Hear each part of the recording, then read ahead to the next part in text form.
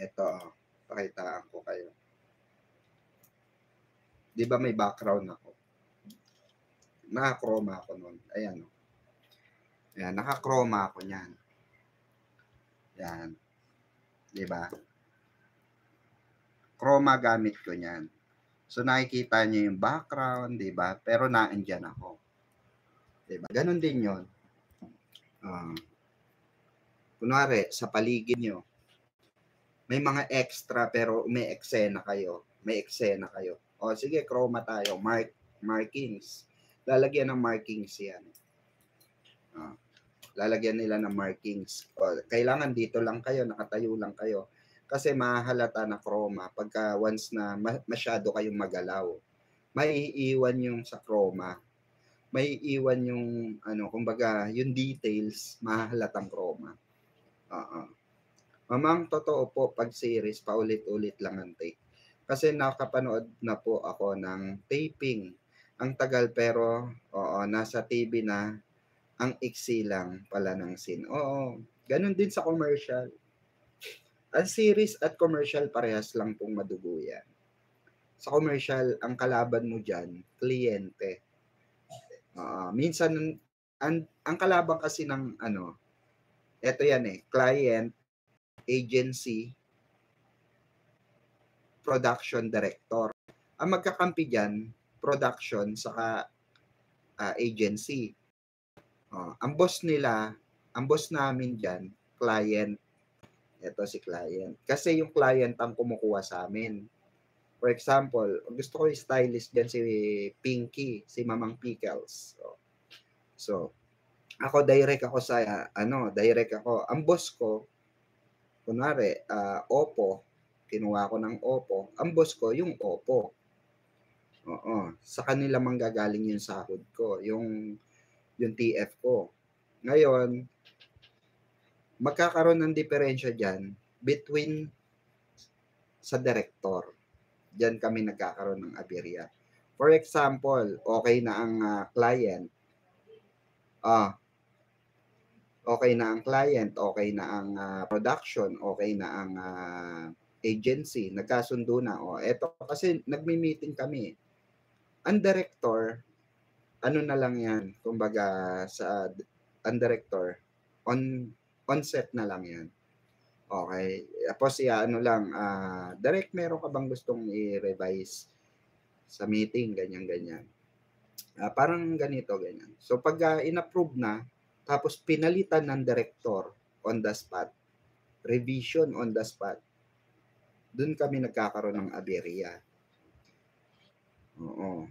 Pero pag sinabi ng ahensya or ng client na direct, parang mas maganda palitan natin yung ganito. Sige, depende sa pag-uusap. Meron kasi mga director na pagka sinabi nila na ma-attitude, pag sinabi nila na kayo mag-direct dito, kayo, nung nakaraang meeting, nag-usap-usap na tayo, tapos may babaguhin kayo. Tapos meron kaming mga instances na ganun. Kaya madugo ang series saka Sabi ko sa inyo, gumawa ako ng series na sino nakakaalala ng eto, pakita ko. Ako kasi stylist dito eh. Wait lang. Eto. Lactum. Lahat ng Lactum ako ang nung panahon nung kala Jody Santa Maria, Judy Ann Santos, Claudine. Yan. Nanay ang title namin.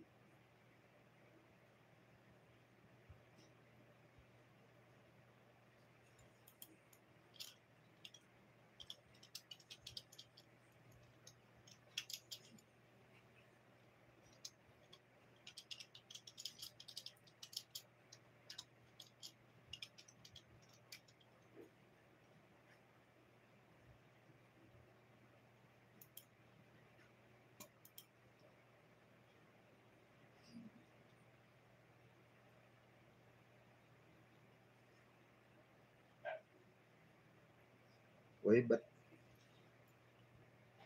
wala kami rito? Kami gumawa nito, pero wala ako rito ha. Walang ano rito ha. Ba't di nyo kami nilagay ha? Digit Eyes. Eto, Digit Eyes to. Kami gumawa nito. Ang dugo nito, series ito eh. Ito, mahaba yan. Iba't iba yan. Ayan o. Ang pagiging ina at pagiging aktres. Kalayo. Yung kain na meron drama. Meron. Yan.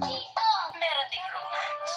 Kami gumawa niyan. To help make you a dear 100. Yan. Ang ano yan, ang damit ni, binili ko yung mga damit nila dyan. Pare-parehas kasi sila na pula yung damit nila. Puro crossings ko lang binili yan. Kasi hindi sila pwede magsuot ng mga, yung mga sa SM lang, ganyan. So lahat yung crossings, lahat yan. Lahat ng damit nila, Jody, lahat. Nila Juday. Tapos meron pa rito yung maraming extra, Diyos ko. Yung iba't ibang lahi, 'di ba? May ano to eh, 6-day shoot, 6 days to eh.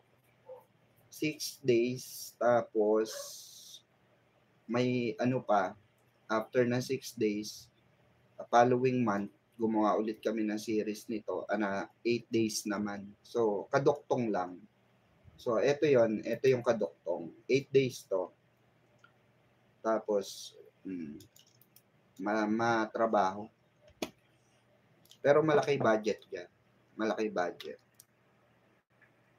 Si Daddy Tony po ang nagsabi na sa November 5 na daw po uwi ni Barbie. Ayan. Kaya pala sabi nung director sa Vitamilk, nung natapos na yung shooting, sabi niya, liwanag ko naman, sabi niya, sabi niya, director Vitamilk nung pagkatapos nila yung shooting, sabi niya, ipapakita na lang daw sa agency para malaman nila kung okay na. Kasi, minsan nagkakaroon ng dyan, etong scene na to, palitan natin to. May mga ganung instances talaga. Uy, raw natin to, palitan natin to, sabi ng ng client, ganyan, ng agency. Ganun yun. Ibang bansa, ganyan ginagawa nila para makatipid sila. Pagka lalo na pagka tagtipid ka talaga, mag-chroma ka. Pero kailangan yung camera mo magandang klase. Mamang may sariling business ba si Barbie? Mami Kaela, as far as I know, malapit na. Mami Kaela. So, kaya siya nag-o-online. So, possible nga talagang pasukin ni Barbie ang business. At I'm sure isa si Alden at si David sa dahilan yan. Kasi business business-minded yung dalawa. Business-minded na si Alden, business-minded na si David, diba? So, for sure na influential nila si Barbie. Aside from meron siyang mga shares, ayan. Maganda rin kasing pasukin ng sa totoo lang, mga ganyan, shares, maganda pasukin. Wag lang sa bangko. Wag lang sa bangko. Yan mga network, maganda yan. Kaya karamihan ng artista may share talaga. Kaya 'di ba nung lumubog ang ABS, 'di ba? Nagbawian ng shares. Maraming kumuha ng shares. Ang hindi lang bumawi si Coco Martin, 'di ba? Coco Martin, Vice Ganda. Yan. Si Vice Ganda kasi malaki share sa sa ABS eh. Malaki talaga yung share niya.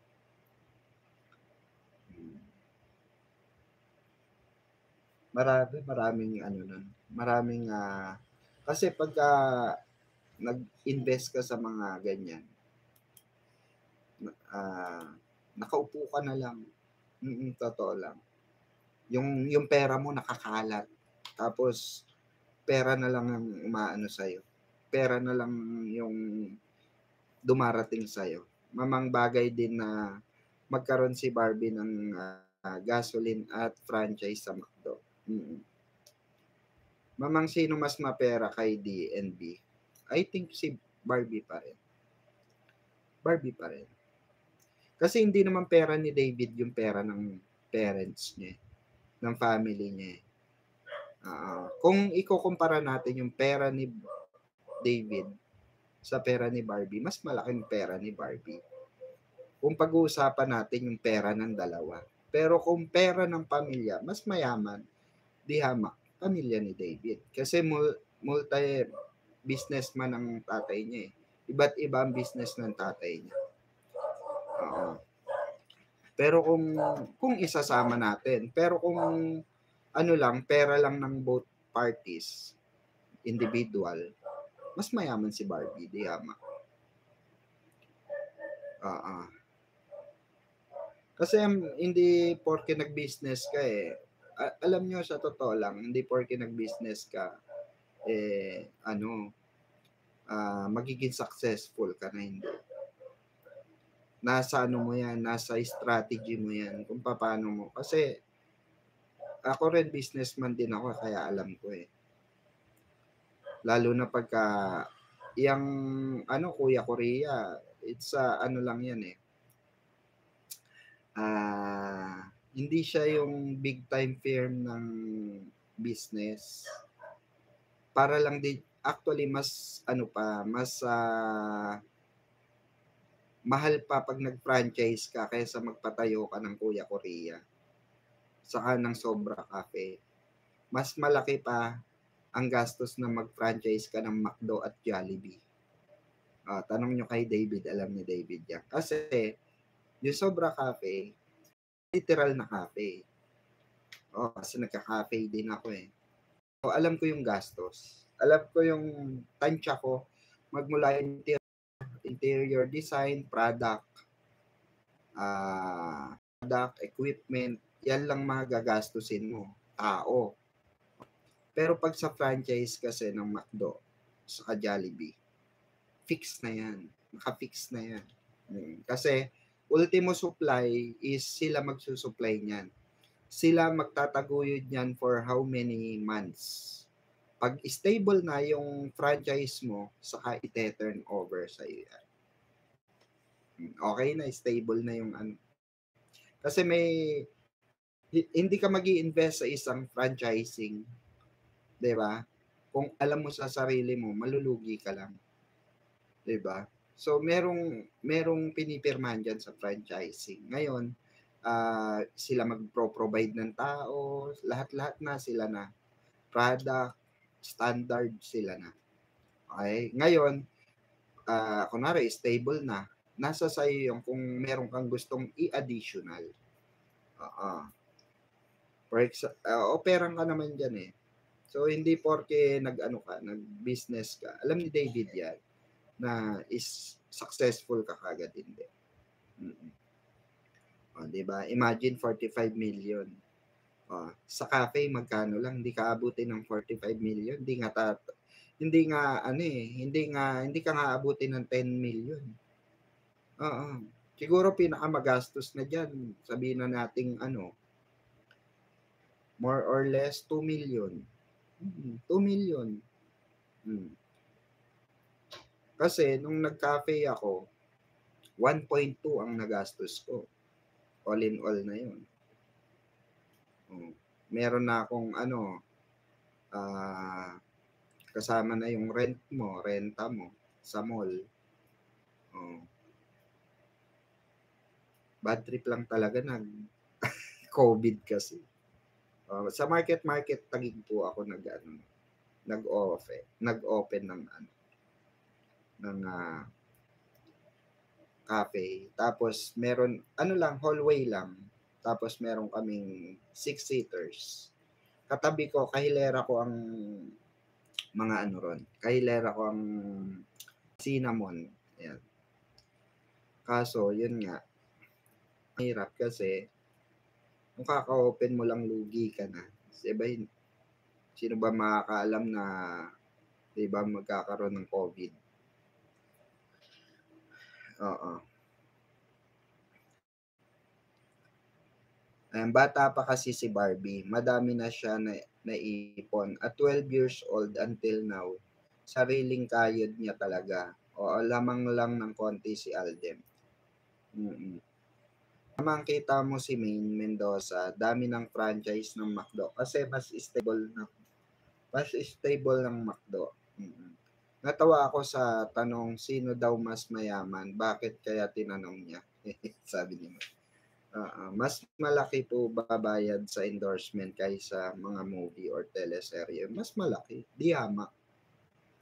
Oo, mas malaki. Mama Melanie Merced. Di hamak. Alam ng lahat ng artista yan. Kaya nga pagka may endorsement ka, tapos kilala yung endorsement mo, for example, kinuha ka ng Unilever. Or for example, kinuha ka ng Bench. Nakakontra ka dyan sa Bench eh. Wow. Bench na, di ba?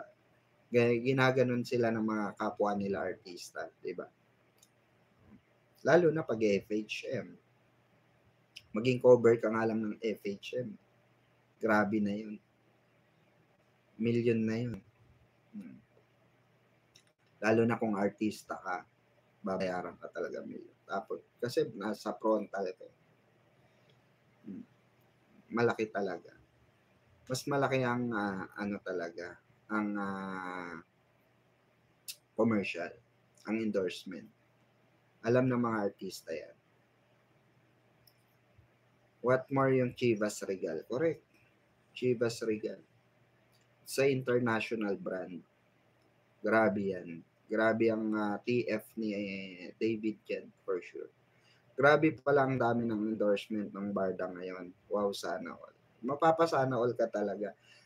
Actually, yung mga kaibigan nga nila talaga napapasana all sa kanila.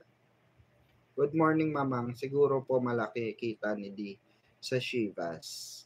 Kasi international yun. Oo, mas malaki di hamak yun. Kesa sa mga locals brand dito. Mas di hamak na mas malaki ang Chivas. Good morning. Ayan, Mamang, endorser po ba si Barbie ng BNY? Check natin kung endorser pa.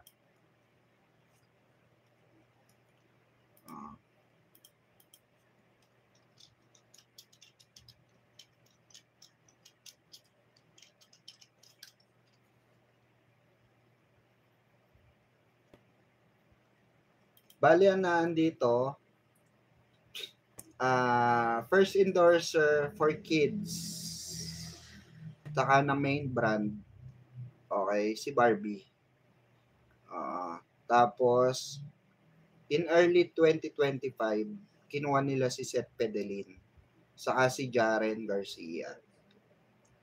Tapos, nandito, nasa listahan lahat. So, nasa pa? BNY pa si Barbie. Siya nga nangunguna eh. So, siya talaga yung parang front ng BNY. Ng banner.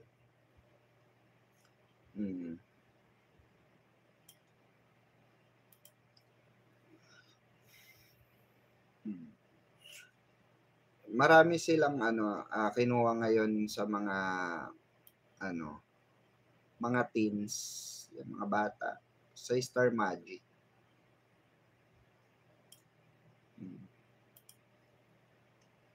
Ang BNY hindi naman masyado kalakihan, pero diba? Na rin, maganda na rin. Opposite attracts each other, kaya patuloy ang swerte ng Barda. Sabi ni Ma'am Trini, malaking company pa ang kumukuha sa kanila. Yes. Kasi kung hindi na pwede na siya sa bench. Tama ba? Parang mas marami ngayon solo endorsement si D kesa kay B ngayon. Sabi ni Ma'am Micaela. Then mas marami si Barbie. Marami si Barbie.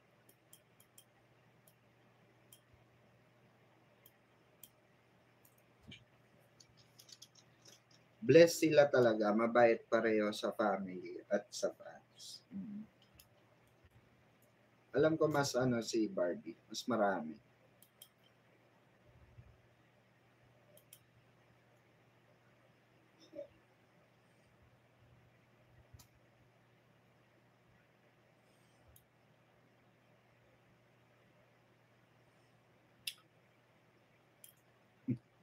Ngayon nila nilalabas yung mga nasa baul, no? Ngayon nila nilalabas yung mga nasa baul.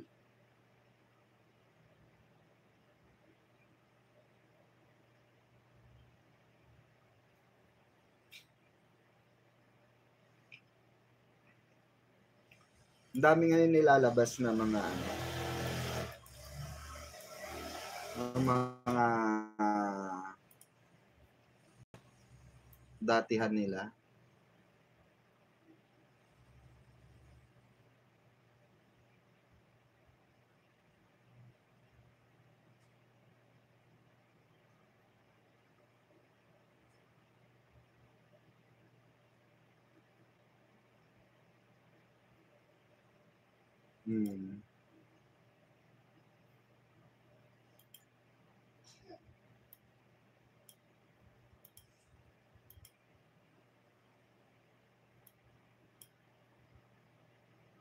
Grabe, no? Sobrang in demand.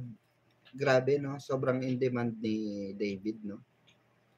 Kaya siguro marami na i-insecure talaga sa kanyang ano, ibang ano, manager na talent ng mga manager talent dahil in demand talaga si David.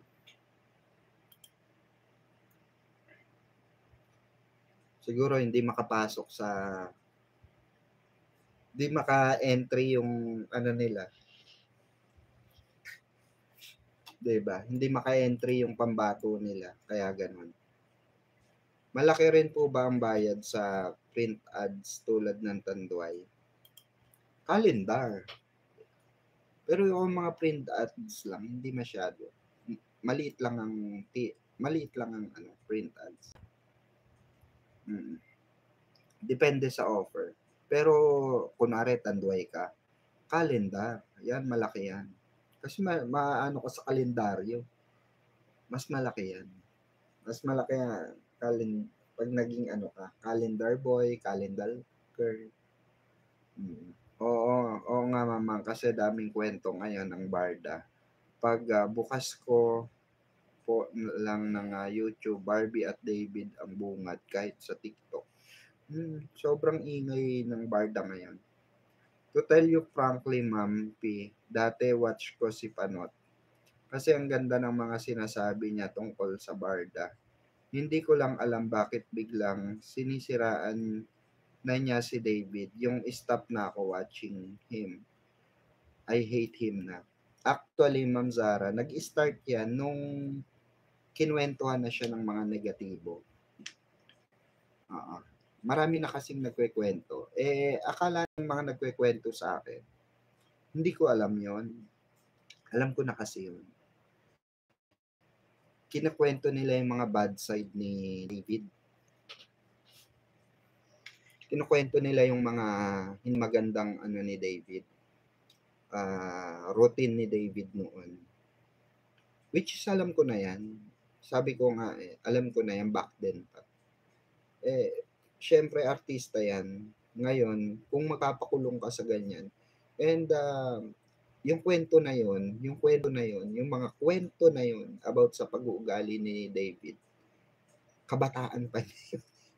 Kaya nga sabi ko nga, kabataan pa niya yun. So, yung ang tao tumatanda. Ang tao pag tumatanda, doon niya nare-realize yung mga naaksaya niyang oras. Which is ganun si David. Pero nandun pa rin sila sa particular order ng paniniwala nila na hindi magbabago si David. Kaya yung nalalaman ni Panot ngayon about sa pagkatao ni David, alam ko na before pa.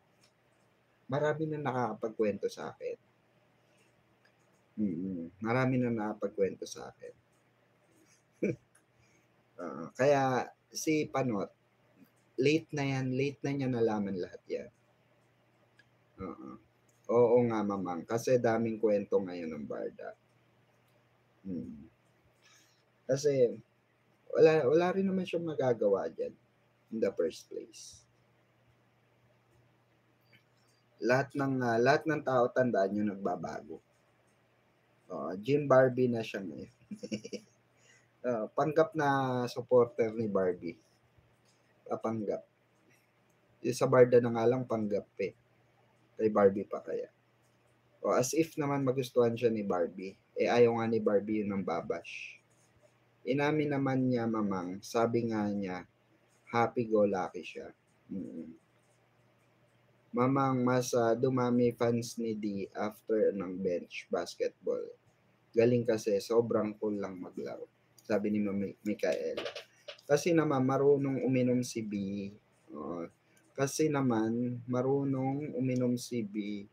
Kaya si D lang ang kinuha other than that. Magkasama na sila. Dami inggit kay David, grabe. Kahit saan pumunta si David, sikat na talaga siya. Nakakatuwa mula Makay bigla siyang nag-boom sa showbiz. Totoo yan. Marami insecure talaga kay David. Kasi nga hindi pumapasok yung pambato nila. Lagi na lang nila nakikita si David. Kasi nga yung actually marami talaga magagaling na artista. Kaso yung dating may mga artista na magagaling pero walang dating. Magaling sa magaling pero walang dating. Yun pong si Alex Jim Panot lang nagbabalita pero sa TV wala naman. Kaya fake news talaga. Ano lang nila yan sabi ko nga sa inyo, ano nila yan? Tawag dito, dream nila yan. Kumbaga, sariling ano nila yan Sariling speculation nila yan. Kaya tingnan nyo, hirap sila magpatunay. Nahihirapan sila magpatunay. Puro lahat rumors. Puro lahat rumors. Tapos yung mga nagbalita pa, fake news. Diba? Diba yung mga nagbalita, sabi, Marites University sa Marisol, sabi magjowa na si Barbie saka si Jameson. Sila nagbalita, magjowa na raw. Lumabas ang totoo na hindi pala magjowa. Diba? Alam niyo yun, kasi nga alam ko na yung maraming lumalabas dito na speculation na literally alam ko naman. Kaya pilit sinisira si David para mawala sa circulation. Mamang si David malakas ang arrive. Malakas talaga. Kaya yung mga kabarda, yung nagsimula yung paniniwala ko na real couple ang Barda. Nung may nalaman nga ako na understanding nila. At alam naman ng Barda yon. Alam nila yon. In the first place, alam nila sa sarili nila yun. Saka marami na nagbalitang nagka-developan talaga sila. Nagka-developan talaga. Kahit mga kaibigan nila, alam nilang nagka-developan sila. Alam ng mga kaibigan nila. So, kaya mas tumibay yung ko, nung mga may nalaman pa ako. So, syempre, yung yung mga chismis na lumalabas sa loob. Diba? Sa kanila na lang yun. Pero, marami talaga na sinasabi nila, hindi naman nila nakita ng ligaw si David kay Barbie, which is totoo naman. Napabalita na lang na nagkakamabutihan na sila. Yun lang yun. Yun lang yun. So, kung paano nila pinroseso yun, nasa kanila na lang yun, di ba? Madam, tamang-tama lang talaga ang timpla ng Barda. Plus, and ang ganda pa ng material. Nagswak talaga sa kanila lahat. The more na sinisiraan nila si David, lalong sumisikat. Yung jacket ni Barbie na may heart at may letter A, debunk na. Diba? kaya nila nililink si si Jameson kay Barbie kasi wala na eh. Kailangan umingay ni Jameson talaga. Yan ang katotohanan. Kailangan umingay ni Jameson dahil kakabalik lang niya. Nakakatuwa lang kay David. Kahit ano pa iba to sa kanila ni Barbie, deadma. Deadma lang sila kaya iba lalong galit inggit plus power pa ng Barda fans. Correct. Akala ni Panot legit ang source niya.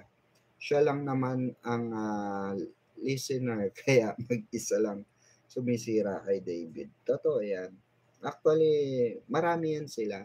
Sabi ko nga sa inyo, February pa lang nabubulungan na ako. February pa lang ang dami nang lumapit sa akin, dami nagme-message sa akin, dami na nakikipagkita sa akin. Kasi yung kwento na yan, yung mga sinasabi nilang kwento sa akin, alam ko na. Oo, naikwento na ng mga kaibigan ko. Alam ko na. Naikwento na ng mga ano ko sa mga kaibigan ko sa showbiz. Kasi nga taga showbiz ako eh, alam ko yun. Kahit yan kay Jameson sa kay Barbie, yung lalabas na ano na yan, yung FS na yan, alam ko na lahat yan eh. Hindi ko naman kayo sasabihin na kumapit kayo, kaya nyo ba? Dahil may parating na dilubyo. Kung hindi ko alam yan, which is alam ko na, ikwento na lahat sa akin. Pero sila hindi nila alam. Pinaniniwala. Kasi nga, pinapakalat sa loob na sila na. Pero pansinin nyo, sa side lang ni Jameson. Pero sa side ni Barbie, takot sila, di ba? Hindi, wala silang makuha sa side ni Barbie. Kasi sa side ni Barbie, Barda. Pag tinanong mo sa side ni Barbie, Barda. Walang Jameson. Kasi hindi pa nga tapos kasi ang pag nag-release ang Netflix na, okay na, tapos na, tama na. Okay na. Oo, nandoon. Sa PMPC pala. Saka, di ba Ma'am Melanie, nakita mo naman kung sino yung mga kausap ko ron, di ba? Yung mga kausap ko ron, sila nagkwento sa akin, mga PR yun. Di ba nandun kayo nila Barda in private? Di ba? Kayo nila Ate Grace. Di ba nasa labas ako, inaabangan namin ng Barda. Pero merong kaming kumpulan ng chika ron. Ang pinapaano talaga nila, pinapakalat talaga nila ron. Magjowa na si Jameson sa si Barbie. Kailangan daw yun eh. Kailangan daw eh. Sila rin mismo na kumanta sa akin eh. Kaya alam ko na yun. Madam, walang bagong IG post si David. Pero bakit sa post ng ate ni Barbie, sabi bakit terno kayo, naka-turtleneck? Wala naman, naka-turtleneck na iba, si Barbie lang. Sino kaya sinasabi naka-turtleneck? Nagtatago. Sabi ni Mama, hindi ko po alam eh. Ayan, Mamang, ask ko lang gaano kaputi si Barbie kasi gustong-gusto ko siya makita in person. Sobrang puti po, Ma'am Catherine Beltran. Sobrang puti. As in, ang puti. Tanong nyo, di ba Ma'am Melanie Merced? Si Ma'am Melanie Merced, ilang beses na nakita si Barbie. Sobrang puti. As in, di ba maputi na si David? Tignan nyo, pansin nyo. Pagka tumabi siya kay Barbie, nagiging moreno siya. Ganon kaputi si Barbie. Tingnan nyo nga si Kim Chiu, ang puti-puti na ni Kim Chiu. Ang nipis-nipis ng balat ni Kim Chiu sa puti. Pero nung dumikit kay Barbie, 'di ba? Nalusaw yung puti ni Kim Chiu. Delulo lang si David at Barbie magkasama na. Saka sobrang bango pa daw ni Barbie. Malayo pa lang, amoy mo na. Pabango, sabi ng anak ko. Sabi ni Ma'am Micaela. Opo. David ay star player ng Lasal noon sa UAAP. Sabi ko, PBA siguro ang career nito. Sabi ni Ma'am Yani. Nagulat lang ako, artista na pala. Akala ko PBA ang career. Sabi ni Ma'am Yani. Saint Benil, di ba?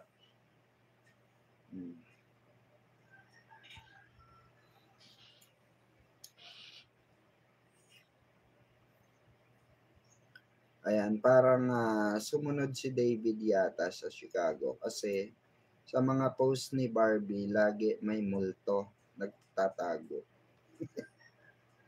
Siguro, di ba, hindi natin alam, Mama Cheryl Baron. Kasi nga, basta ako to be honest, so far hindi ko inaalam yung mga ganap sa kanila. Hindi ko po inaalam kung ano yung mga schedule nila ng sa personal nilang buhay. Hindi ko po talaga inaano ngayon. Kumbaga hindi ko sinusuyod.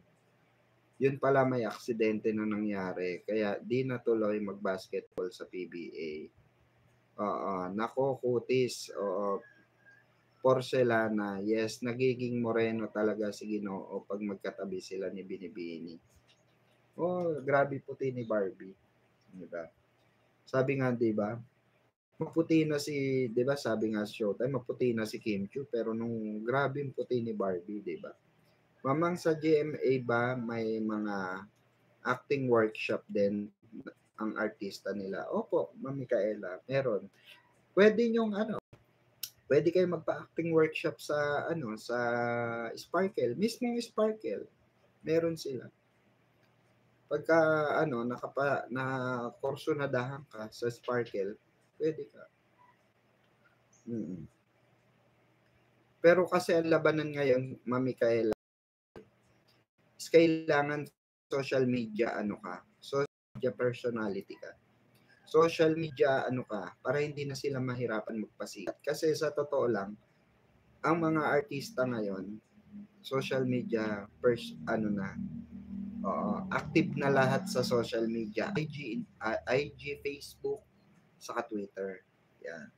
So, kailangan active ka dyan. Tapos may mga followers ka na. Kumbaga, meron ka ng hindi na mahirapan sila sa yung paingayin ka. Ganun na kasi social media. Yung mga pinapasok ngayon sa PBB, yan may mga social media account na yan. Tahimik talaga ang Ginoo mula umaga. Hinihintay ko ang update sa IG ni David. Si Bibi lang ang may update talaga sa IG. Ayan, 'di ba? So kung si Barbie lang ang may update at Diyos ko, kung wala si David magtaka na kayo, 'di ba? Bigyan niyo na ng bigyan niyo na ng yan. Bigyan niyo na ng tawag dito ng yan, meaning, 'di ba?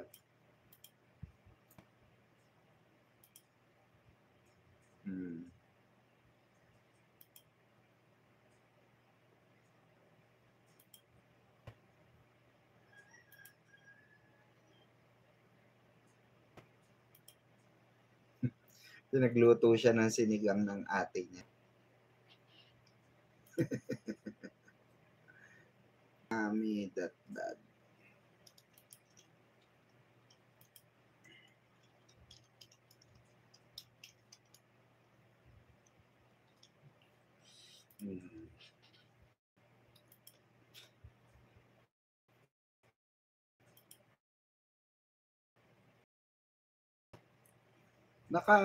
Di ba naka-private ang account ng ate niya sa IG? Di ba?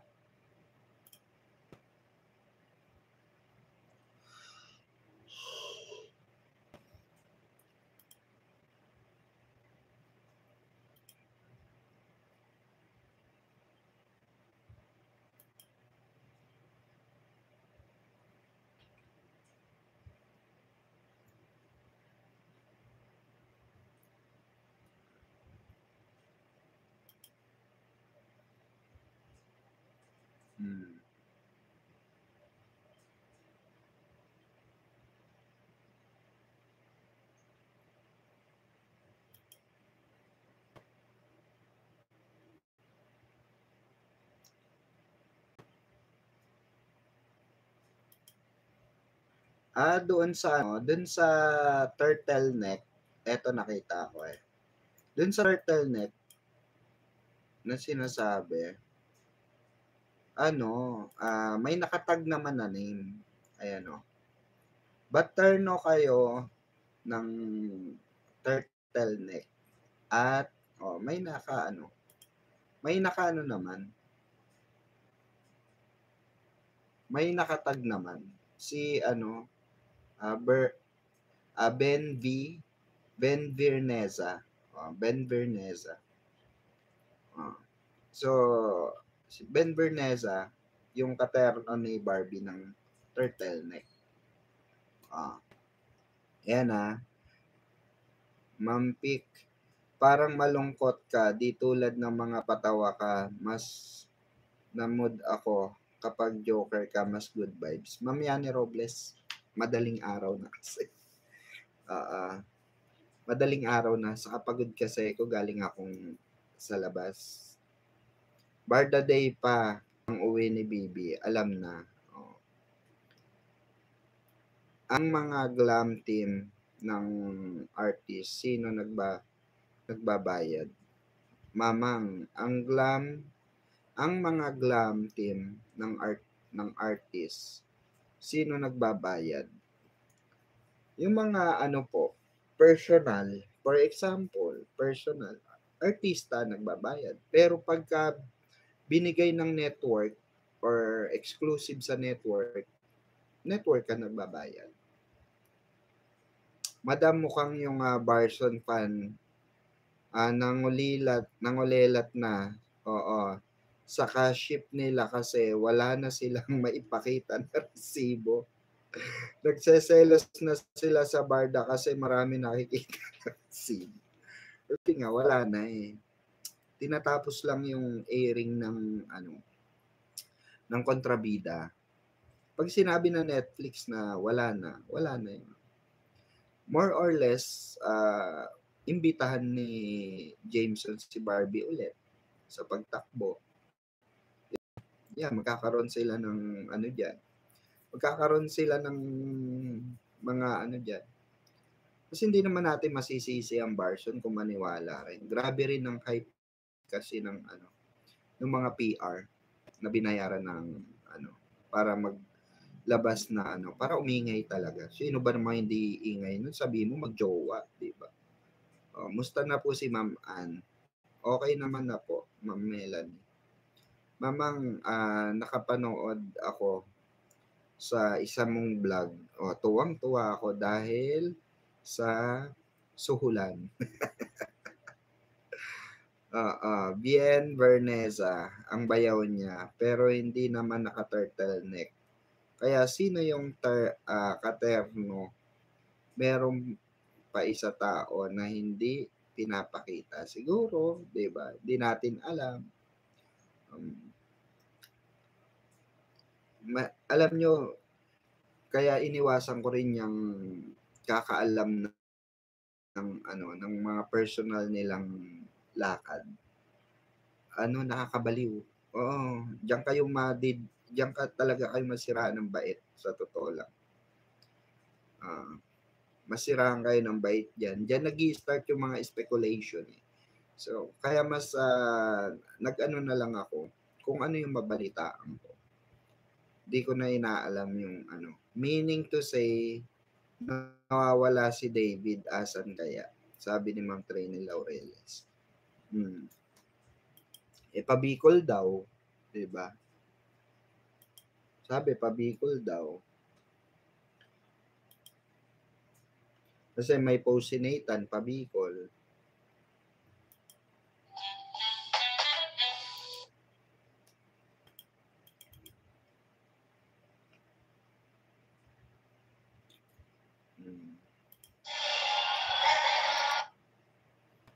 Ay, anong oras na mga kabarda? 2:00 na pala. Kaya pala inaantok na ako. Bawi na lang tayo bukas. Wala tayo energy ngayon kasi pagoda. So try natin bukas. Saka bukas tayo magchika ng bongga-bongga kasi natok na ako. Kaya mga kabarda, maraming salamat sa inyong pagtangkilik. Ayan, sa lahat na nakamiss. Thank you so much. At salamat sa chikahan, salamat sa mahabang kwentuhan. So magpapaalam na muna tayo for the meantime. Ayan, sa mga manonood at hindi nakapanood ng live ko ngayon, ayan nyo, bukas meron tayong ano. Ayan, Tita Grace. Ayan, shout out Tita Grace. Ayan, thank you so much. Ayan, mamang pag di nagpakita si David, baka nagtatago sa dami ng basher. Joke lang po. Ayan. Ma'am, Tita Grace, thank you so much. And may chichika ako sa iyo. Sa'yo lang muna. Atin lang muna. Salamat po. Sabihin ng mga fans. Sabihin ng mga supporter, ang daya mo, mamang, bakit selective? Hindi. Joke lang yun. Ayun naman. Joke lang yun. Masyado kayong seryoso. Ayan, maraming salamat. Bye-bye, guys. Thank you. Actually, kailangan ko na magpalit ng phone kasi umangat na yung LCD ng phone ko. Diyos ko. May may kilala ba kayong technician diyan? Para makalibre na. Mahal kasi kabit ng LCD, di ba? baka may libre nyo ako ng diyan, ng pakabit ng LCD. May kilala kayo. Ikaw, Ate Melanie Merced, may kilala ka dyan sa Binyan, sa Laguna. Binyan, tama. Puntahan kita dyan. Sige, good night na, mamang. Tulog na din ako. Punta kasi ako bukas sa sementeryo. Ayan, happy Happy Halloween sa lahat. Ayan. Meron po, ayan. PM mo ako. Ate Melanie. Para punta ako dyan.